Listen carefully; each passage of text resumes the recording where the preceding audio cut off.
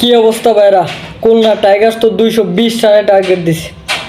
এই রান কি টপকাইতে পারবো রংপুর রাইডার্স? অবশ্য রংপুরে ভালো ভালো ব্যাটসম্যান আছে, যেতে পারে।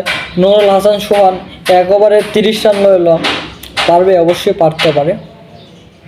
আজকে ম্যাচ যদি হাইরা যায় খুলনা টাইগার্স, তাহলে মনে করেন যে প্লে অফ থেকে তারা বাদ।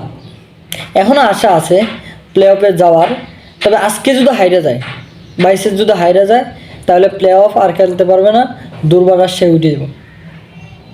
মোহাম্মদ নাইম 62 বলে 111 রান, এর ভিতরে 8টা 6, 7টা 4, দুর্দান্ত ইনিংস খেলছে।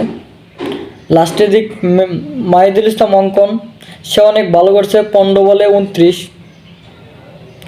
আজকে রংপুর অনেক প্রেসারে থাকবে, কারণ রান হচ্ছে 220। দেখা যাক লাস্ট মুহূর্তে কী হয়, ম্যাচ জিততে পারি কিনা, ম্যাচ বাই করতে পারি কিনা। খেলা চলতেছে, দেখতে থাকেন আপনারা সবাই।